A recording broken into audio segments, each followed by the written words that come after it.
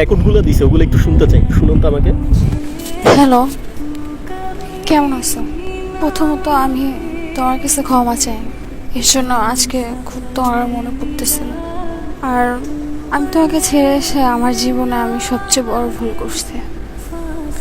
আমি জানি তুমি আমাকে এখনো ভালোবাসো, আর আমি তোমাকে ছেড়ে গিয়ে যাকে বিয়ে করছি জানো, সে আমার একটুও ভালোবাসে না। আর বারবার তোমার কথা মনে পড়ে, আর মনে মনে ভাবি যে তোমাকে ছেড়ে দিয়ে আমি অনেক বড় ভুল করছি। যদি পারো আমাকে ক্ষমা করে তোমার কাছে ফিরিয়ে নিয়ে যাও। আমি সত্যি তোমার অনেক ভালোবাসি, অনেক ভালোবাসি। আমার জন্য দোয়া করবেন, বুঝছেন? আমি আমার এটার জন্য ট্রিটমেন্ট নিতে নেই, ইনশাআল্লাহ ঠিক হয়ে যাবো এটা আসলে। কারণ এখন আমার মাঝে মাঝে কথা একটু ক্লিয়ার আছে, বুঝছেন?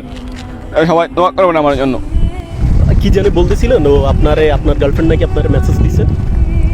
পাই দিয়েছিল, নিয়ে বলতেছে আর কি যে কেমন আছো, তোমার কী খবর খবর পরে আমি জিজ্ঞাসা করলাম তুমি ছাইরা গেছো, এখন আর কেমন থাকবো খবর?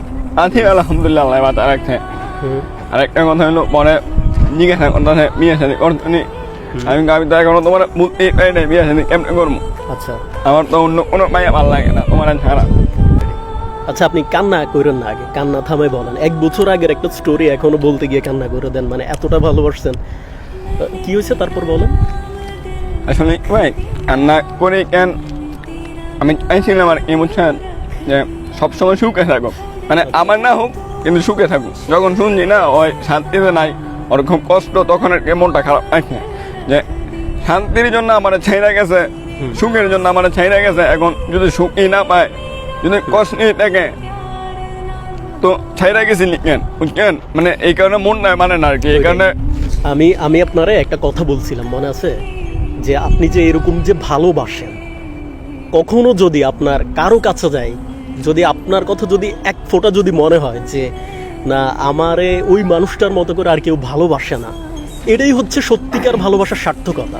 আমরা ভালোবাসি ঠিক আছে, মানুষও আমাদেরকে ছেড়ে যায়, ওটাও ঠিক আছে, কিন্তু কেউ ছাড়ি যাওয়ার পর যদি আপনি ওই মানুষটার আফসোসের কারণ হন, এটার চাইতে আর আসলে বড় কিছু পাওয়ার কিছু নাই। কারণ এই মানুষটা সারা জীবন আফসোস করবে যে আমি আসলে হয়তো বা কিছু একটা খুঁজতে যাই, আমি আসল হীরাটাকে হারাই ফেলছি, বুঝছেন? তা এখন কি বলতে চায়, মানে এখন আসল কথাটা কি বলতে চায়?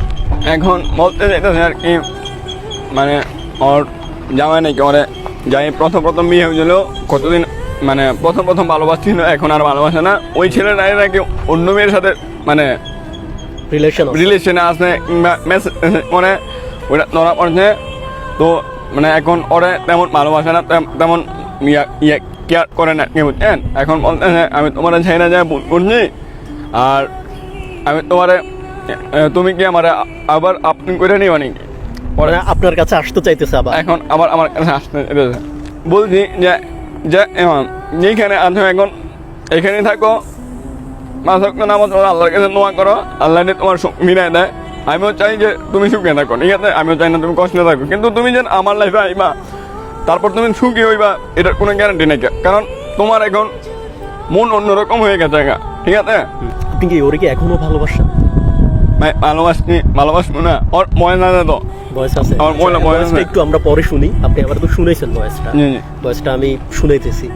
মানে আপনার কাছে আমার একটা অনেস্টলি একটা হচ্ছে আপনার মানে কোশ্চেন আছে। কোশ্চেনটা হচ্ছে আপনি তো মানুষটার এখনো ভালোবাসেন বলতেছেন, তো ভালো যেহেতু বাসেন, মানুষটা যদি ওই মানুষটার ছেড়ে চলে আসে আপনার কাছে, যেহেতু বলতেছে যে আপনার কাছে ফিরে আসতে চায়, তো আপনি ওরে মানে অ্যাকসেপ্ট করবেন নাকি করবেন না? মানে না করলে কেন, করলে কেন করবেন, আর না করলে কেন করবেন না? ওইটার একটু রিজনটা বলেন ভাই। আমি তো যতটুকুই ভালোবাসি, বুঝছেন, মানে যতটুকু বলতে ভালোবাসা প্রকাশ করে বুঝাতে পারতাম না আমি, ঠিক আছে? আমি অনেকটাই ভালোবাসি।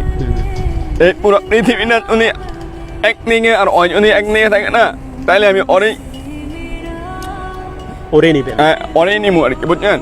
কারণ আমি ওরা এতটাই ভালোবাসি, মানে অন্যের মতো ভালোবাসছিলাম, ঠিক আছে?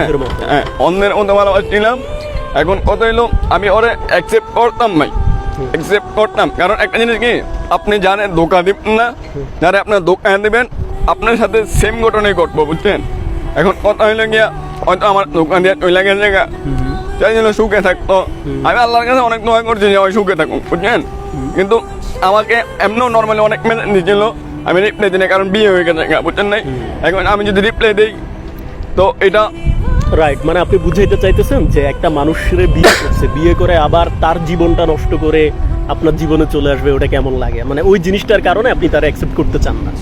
যাই হোক, এটাই আমি আপনারা এই জিনিসটাই বুঝাইতে চাচ্ছি যে ভাই দেখেন, আমি আগের ভিডিও তো বলছিলাম আপনাকে যে কাউরে যদি ভালোবাসেন, আপনি ভালোবাসার পরে ওই মানুষটা যদি চলে যায়, চলে যাওয়ার পরও যদি কখনো যদি আপনার আফসোসের কারণ হয় যে না, আমি ওই মানুষটারে ফেলে দিয়ে এসে আমি আমার জীবনের সবচেয়ে বড় ভুলটা করছি, যেটা ও বলতেছে এখন, তো এটাই ভালোবাসার সার্থকতা। এটার উপর আসলে আর কিছু হয় না।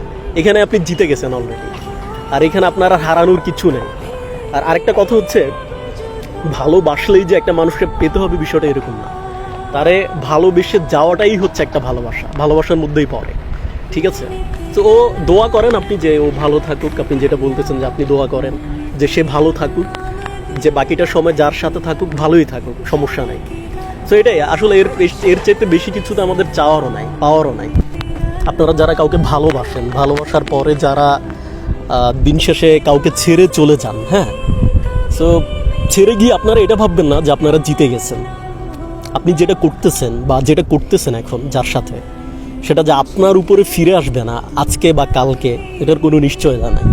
একটা মোস্ট পপুলার একটা হচ্ছে উক্তি আছে, যেটা হচ্ছে রিভেঞ্জ অফ দ্য নেচার, হ্যাঁ, যে মানে প্রকৃতির প্রতিশোধ যেটা বলে।